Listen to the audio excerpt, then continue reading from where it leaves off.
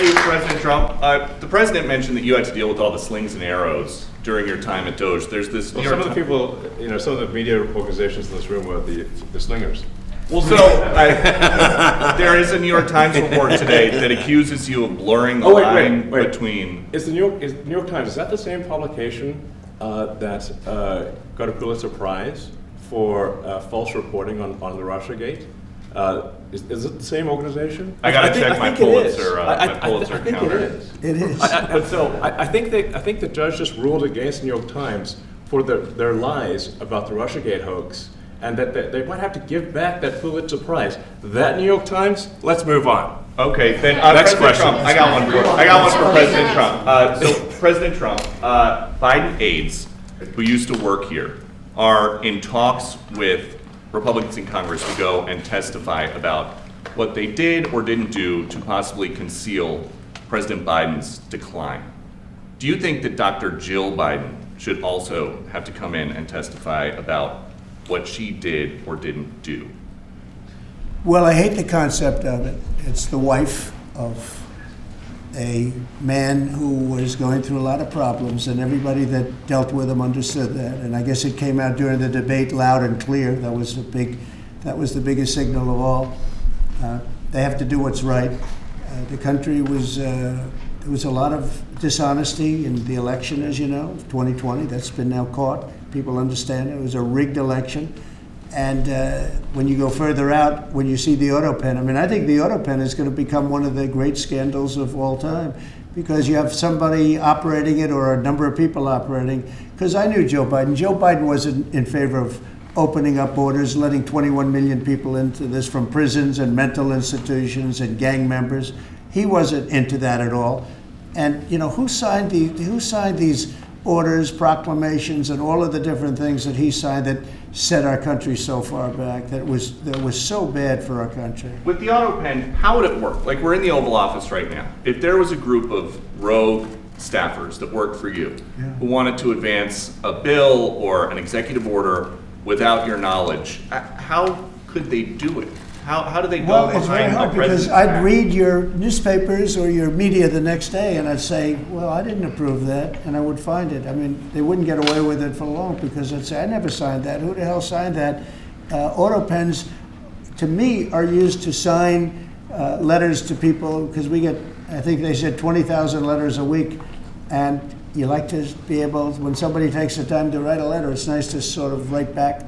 And autopens are meant for that. Autopens are not meant to sign major proclamations or tax cuts or borders, anything having to do with the border, which is so important. And if it happened on my watch, I would be able to see it, because the next day or sooner I'd be reading about something that I knew nothing about, and who the hell signed this? So I almost never used the autopen. In fact, yesterday I was signing about 81, I think it was 81 proclamations and statements to people that I think should be signed by us. I think when you write letters to foreign dignitaries or presidents or prime ministers, you should be signing those letters, not done with autopens. I understand he signed almost everything with an autopen. It's a very dangerous thing. It really means you're not president. Whoever operated the autopen, and we think we know who that is, and it was actually more than one person, but that's not what the presidency is all about. I hardly used it. Reinstate the tariffs on China. You said that they violated the agreement with the U.S. Well, they did. They violated a big part of the agreement we made. If you read that whole statement, I was very nice to them. I helped them because they were in trouble with the stoppage of a massive amount of business. But I'm sure that I'll speak to President Xi, and hopefully we'll work that out. But yeah, there's a violation of the agreement. Yeah, please. Mr. President, can you give us an update to the latest ceasefire agreement that Israel has agreed to, but Hamas still considering? Well, they're very close to an agreement on Gaza, and we'll let you know about it during the day or maybe tomorrow, and we have a chance of that. And I think we have a chance of making a deal with Iran also. They don't want to be blown up.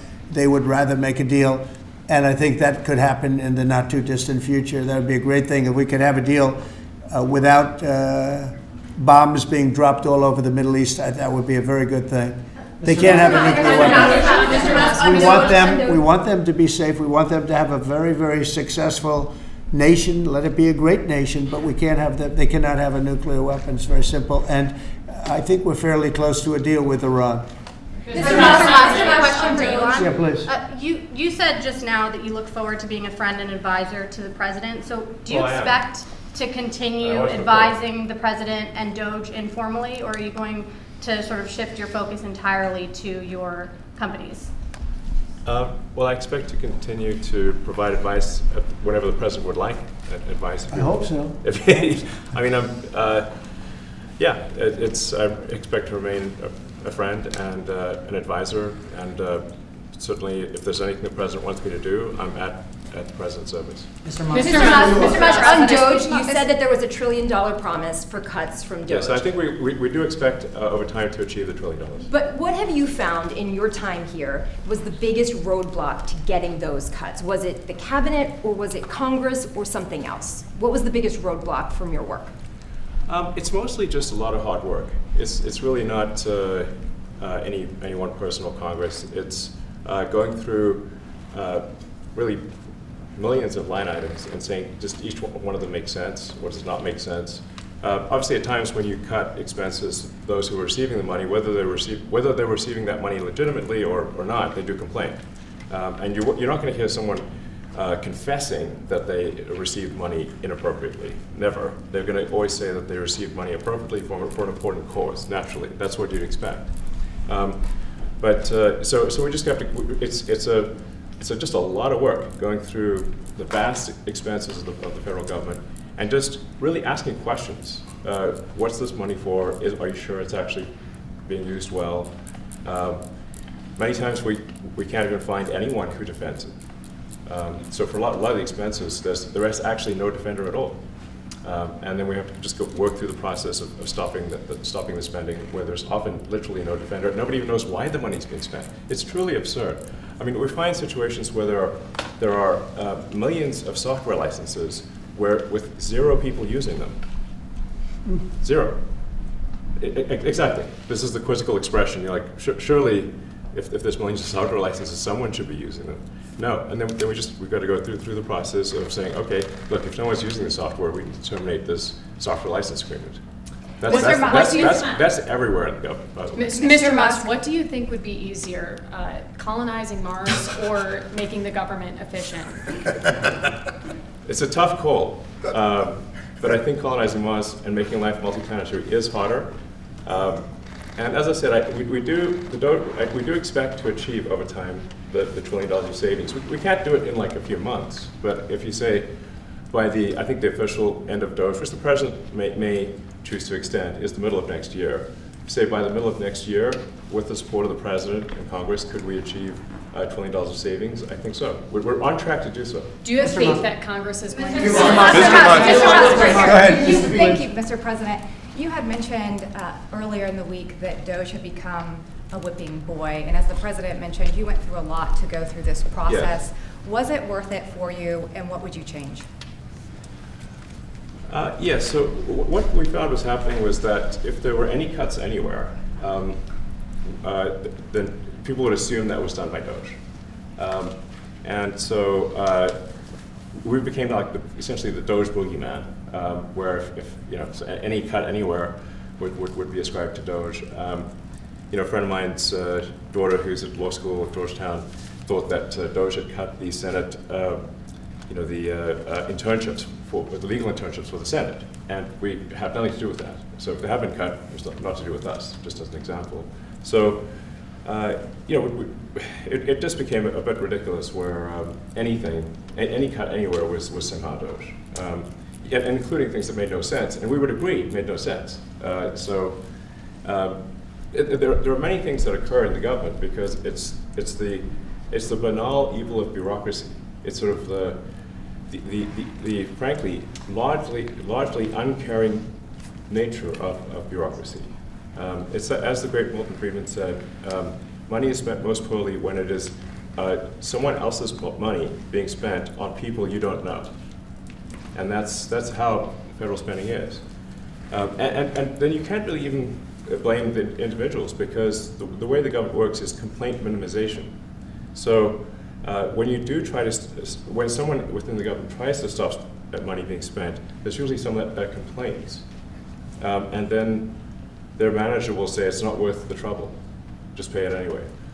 That happens over and over again. So was it Thank- I think it was an Yeah. important thing. I think it was a necessary thing, and I think it will have a good effect in the future. Thank you, President Trump. Peter? This week, there was a video on board a plane that showed the First Lady of France slapping her husband, Emmanuel Macron.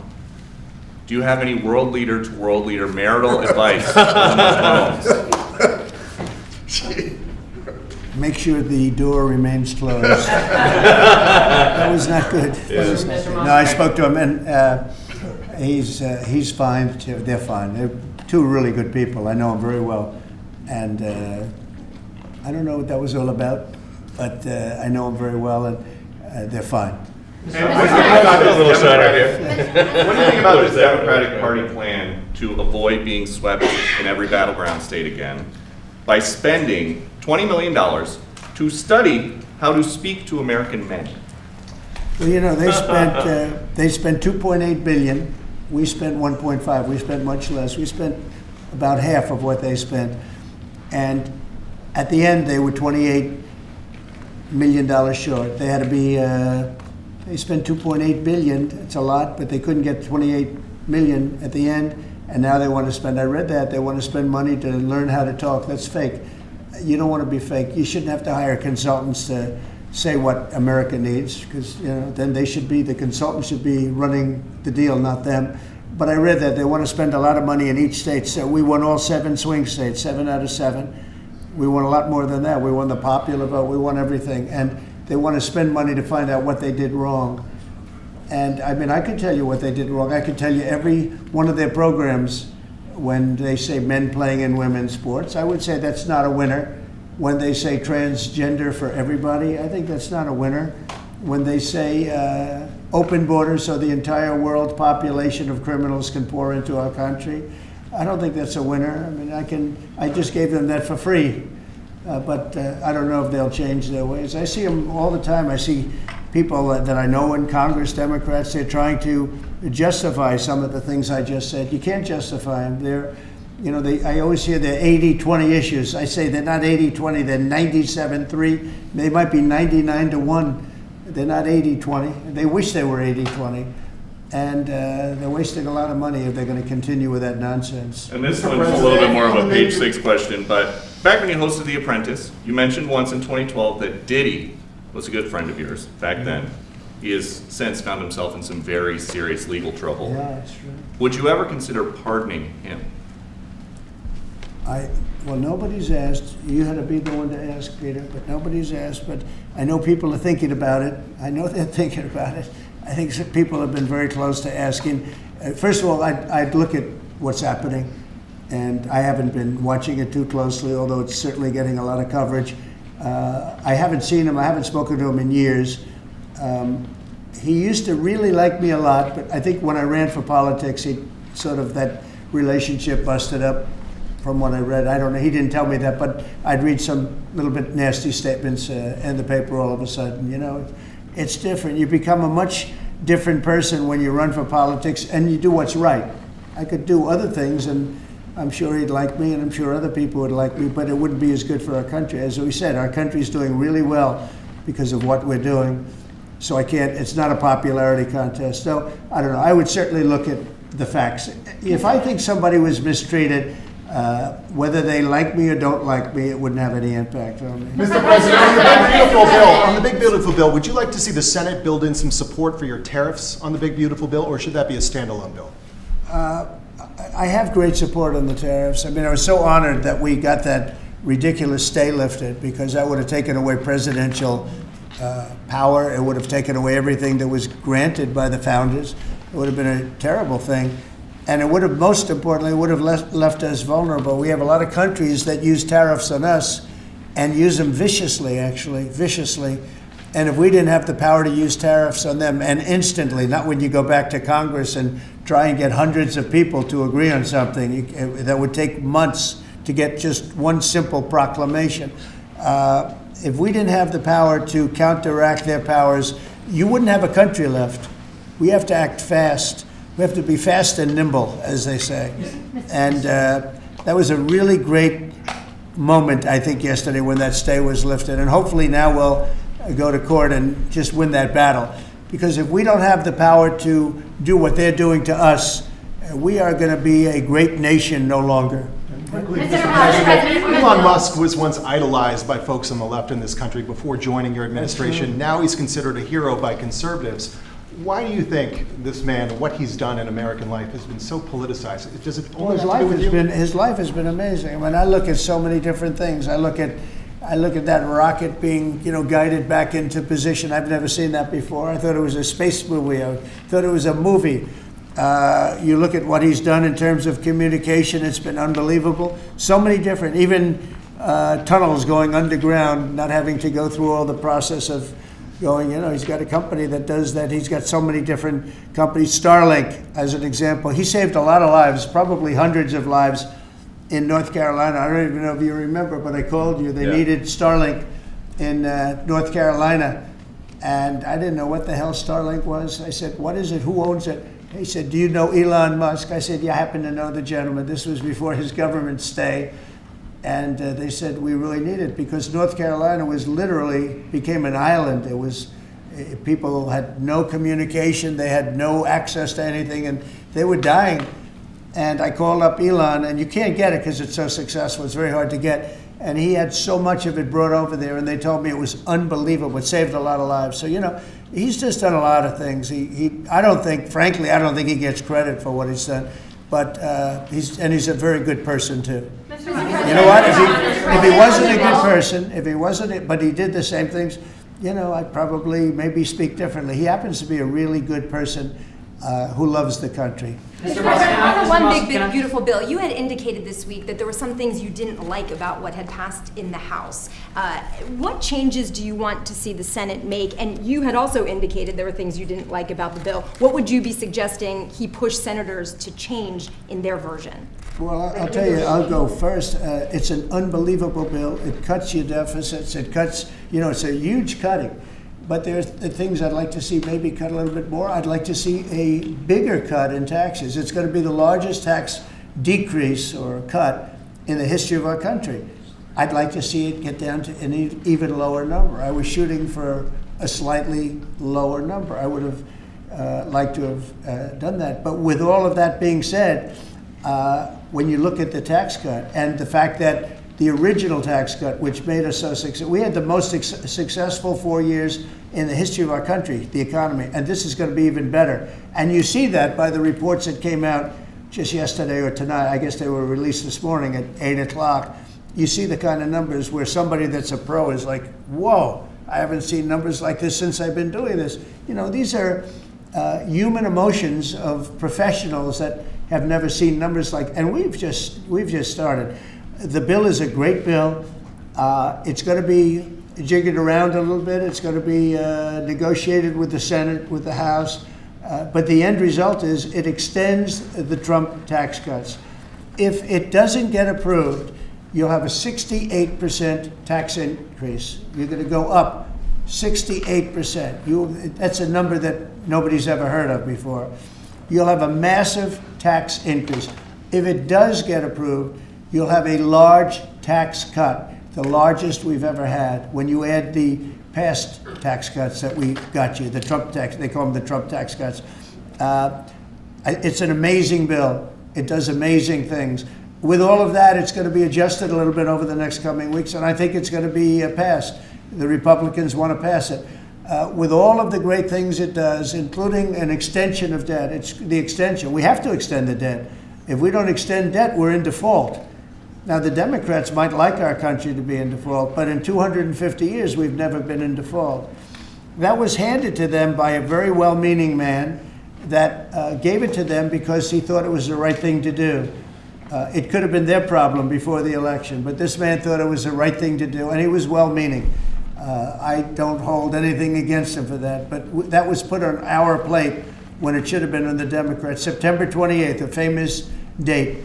It should have been taken care of by the Democrats, but this person, a man of power, gave it to us so that in June that comes due. Well, we have to take care of that because if we don't take care of it, we have a country in default.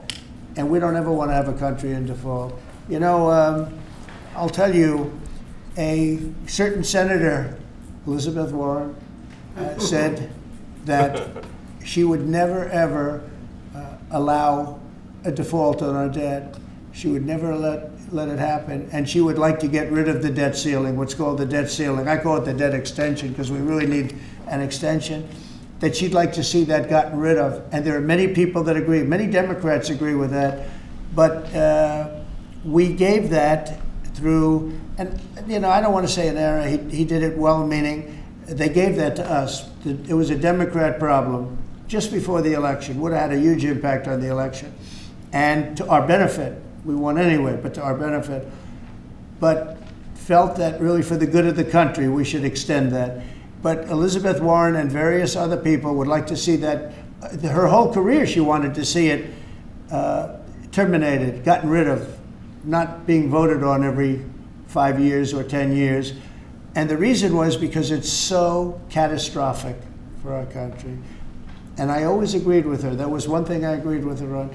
Now, I haven't spoken to her, but I would say that if you asked her that question now, she'd say, no, it's their problem. But it's a very unfortunate situation. It's a very unfair situation. And she happened to be right on that. It should be gotten rid of, or it should simply be extended. But that's one of the things that gets taken care of in this bill. That automatically gets extended for a 4-year period, and it should be. But I agree with Elizabeth Warren on that. I think you should get rid of it. It's too catastrophic. Yeah, please, go ahead. What message do you like to send to international students? Are they still welcomed to study in the United States? And one question for Mr. Musk. The students? Well, we want to have great students here. We just don't want students that are causing trouble. We want to have students. I want to have foreign students. I think Harvard, you know, it's close to 31%. That's a lot. Our country has given $5 billion plus to Harvard over a short period of time. Nobody knew that. We found that out. I wouldn't say that was a DOGE thing, but we found that out over a period of time. That was sort of a Trump thing. We ended up in litigation for other reasons because they're very anti-Semitic. And in finding out and in going through the books, we found out that the country gave them $5 billion plus, much more than that, actually. And we're having it out with them, and let's see what happens. I think we have a very good, well, it's a very sad case. It's a case we win. We can't lose that case because we have the right to make grants. We're not going to make any grants like that. But I don't think Harvard's been acting very nicely. I think Columbia wants to get to the bottom of the problem. They've acted very well. And there are other institutions, too, that are acting, but Harvard's trying to be a big shot. And all that happens is every 3 days we find another $100 million that was given. 2 days ago we found $200 million more. The money's given to them like gravy. I'd like to see the money go to trade schools where people learn how to fix motors and engines, where people learn how to build rocket ships, because you know somebody has to build those rocket ships. Yeah. And I'd like to see trade schools set up, because you could take $5 billion plus hundreds of billions more, which is what's spent. Absolutely. And you could have the greatest trade school system anywhere in the world. And that's what we need to build his rockets and robots and things that he's doing, and to build lots of other things. And, you know, I went to school with people. In some cases, they weren't good students, but they could fix the engine of a car better than anybody I've ever seen. They could take it apart blindfolded. They had an ability at that. And they did very well. They made a lot of money. You know, it's a very skilled job. It's great. But I'd like to see a lot of money going into trade schools. I've always felt that. And we probably found our pot of gold, and that's what's been wasted at places like Harvard. And the money's been wasted. Yeah, please. Yeah, well, I wanted to ask quickly, Mr. Musk, is your eye okay? What happened to your eye? I noticed there was a bruise there. Well, it wasn't. I wasn't anywhere near France, so. But. What does that mean? No, I didn't notice his eye. First Lady of France. Getting slapped, you know. I didn't notice. Yeah, no, I was just horsing around with Little X, and I said, "Go ahead, punch me in the face," and he did. Turns out, even a 5-year-old punching you in the face actually does. That was X that did? Yeah. X could do it. If you knew X, I he saw could his do mom it. right now. But I didn't really feel much at the time, and then I guess it bruises up. But I was just horsing around with the kids. I didn't basically. notice it, actually. President Trump, I got one. I know that you try to stay pretty neutral because not your war, but as Now, you. and by the way, Not my war. I just want to solve the problem for people. This was not a war that was going to happen if I were president. Right, and so, not your war, but as you try to fix it, and as you survey this hellscape of the Ukrainian front lines, It's horrible. and you and your team deal with a very stubborn Vladimir Putin. Do you And Zelensky. Yeah. But do you look at this Very conflict stubborn Zelensky too. any differently now? Like, do you look at this and see Putin as the good guy or the bad guy? So I've known him very well, and I went through a lot of things with him because Russia was, the Russia hoax turned out to be a total hoax. New York Times, they got a Pulitzer Prize. They have to give back the Pulitzer Prize. That's my lawsuit, and they're doing very poorly in that lawsuit. But they wrote stories about how it was true and it was false, and a lot of Washington Post also.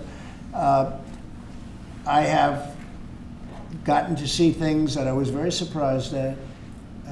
Rockets being shot into cities like Kiev during a negotiation that I felt was maybe very close to ending. We were going to solve a problem, and then all of a sudden rockets got shot into a couple of cities and people died. I saw things that I was surprised at. So, and I don't like being surprised. So I'm very disappointed in that way. With that being said, I'd like to see it end. 5,000 people, I think the number's even more than that, but 5,000 people a week are being killed. Mostly soldiers, but also people that live in little cities and towns throughout Ukraine. And I'd like to see that stop. And I asked Caroline this yesterday, but I want to ask you directly. So many of the things that you're trying to do are held up in court right now. If the courts are going to have so much influence over U.S. policy, do you wish you would have just become a judge instead? Yeah, well, look, it wasn't meant to be that way. If you look at the founders, the president had certain powers, and you have your three groups, and they all had supposed to be pretty equal powers. But you can't have a judge in Boston running foreign policy in places all over the country because he's got a liberal bent or he's a radical left person. That's what the executive branch is for, and you have checks and balances. But we had millions of people pour into our country, many criminals poured into our country, murderers, mental institutions from all over the world being emptied out into our country. And if we don't get them out and get them out quickly, could lose your country very easily. This is a bad, that anybody would allow this to happen to our country. With all of the things, we took over inflation, we took over some wars, we took over a lot of problems that didn't exist when I was president. None of it existed. We wiped out ISIS. Other than that, we had no wars. Putin was never going to hit Ukraine. Israel would have never been attacked. That attack, as you know, Iran had no money. They didn't have money for Hamas. They didn't have money for Hezbollah. They had no money whatsoever. That wasn't going to happen. All of these things that happened weren't going to happen. You wouldn't have had inflation. So it's very sad when I came back. But the thing that is the hardest is that they allowed 21 million people into our country. And many of those people are stone cold criminals. They moved their criminal population into the United States. And of all the things that are bad, I solved inflation, I believe, already. I got the fuel prices down. The fuel prices came down. That's one of the reasons they screwed up the energy. They screwed up the cost of gasoline and oil and gas. And you had tremendous inflation. The greatest inflation probably in the history of our country under Biden. And when people said, but the economy was, no, the economy was terrible for the people because they couldn't afford the energy. And the energy brought everything else up. Energy is the big deal. But with all of that, we solved that already. In 4 months, we solved it. $1.99, $1.98 gasoline. First time people have seen that in a long time since my term. But the hardest thing to solve is millions of people pouring into our country, many of whom are criminals. Because remember, these countries are smart. Their leaders are very street smart. They're sending the people that they don't want. They don't want the people that are there, that are law-abiding, that are productive, that are working hard. They want people that are in jails. We have them. They allow them to come in. And I always look to the other side, like, why would somebody do something? In business, I try and study, why would they want to do this? Why would they want to sell it? Why would they want to buy it? One thing I can't figure out is what would an administration, what were they thinking when they allowed millions of people from prisons all over the world, not just from South America, Venezuela, all over the world, from the Congo in Africa, hundreds of people, thousands of people from the Congo, rough prisoners, from Asia, from Europe, rough parts of Europe. Why would they allow them to come into our country? Why would they do that? It's the one thing I can't figure out. And I don't believe it was Joe Biden. I really don't. I mean, look, he's been a sort of a moderate person over his lifetime, not a smart person, but a somewhat vicious person, I will say. If you feel sorry for him, don't feel so sorry because he's vicious. What he did with his political opponent and all of the people that he hurt a lot of people, Biden. And so I really don't feel sorry for him, but he wasn't a person that would allow murderers to come into our country. He wasn't a person that was in favor of transgender for anybody that wanted it, take kids out of families, et cetera, et cetera. So I just don't understand why a thing like this, how a thing like this could have been allowed to happen. Very sad. It's very sad for our country. If I could add something to that, I think the fundamental moral flaw of the left is empathy for the criminals and not empathy for the victims. Empathy for the criminals, but not empathy for the victims. And there's been way too much of that. That needs to stop. To the president's point, there's been immense judicial overreach that is unconstitutional. That was never intended. And it's undermining the people's faith in the legal system. It needs to stop. It's gone too far. Mr. Musk, just today, we had, just a couple of hours ago, we had a great decision from the Supreme Court, thank goodness, that was very important. We had two important decisions yesterday on the tariffs, because again, we have to be able to fight a fair fight with other countries. Howard, would you say?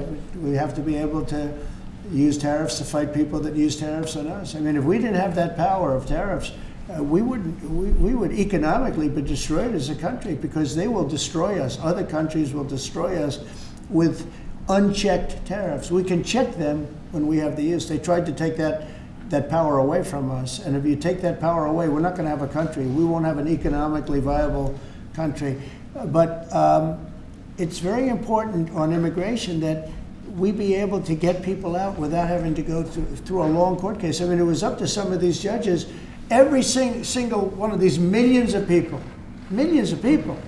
criminals, prisoners that were let go from jails because they save a fortune when they do. They brought them into the United States. You know what they're saving? The money they're saving? But some of murderers, it's very important that we're able to get those people out of here fast, bring them back to their country where they belong. And those countries take them, because if they don't take them, they have to go through the wrath of the United States, and they take them. But we have judges that don't want that to happen. And it's a terrible thing. That's going through the court system right now, that whole situation. But when ICE and with Border Patrol, they've done an incredible job. When they do this incredible job and they capture 100 killers and drug dealers, and we can't keep them for years here as we go through trials. We have to get them out rapidly, and we know who they are.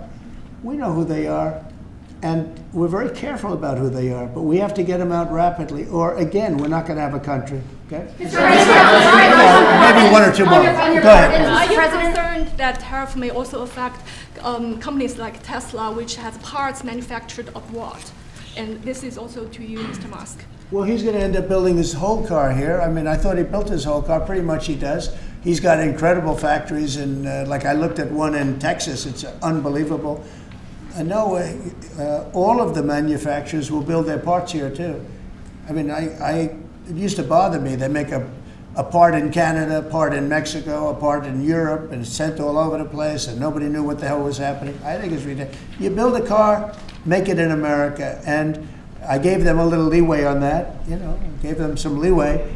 But over the next year, they've got to have the whole thing built in America. That's what we want. We Mr. want America to buy American-built cars. Thank you very much, everybody. Thanks, guys. Thanks, guys. Thank you, guys. How was your meeting with Jerome Powell? Thanks, guys. Good meeting. Thank you, guys. It was a good meeting. Are you considering Thanks, guys. pardoning Keep going, George keep going, Santos? keep going. Thank you. Thanks, guys.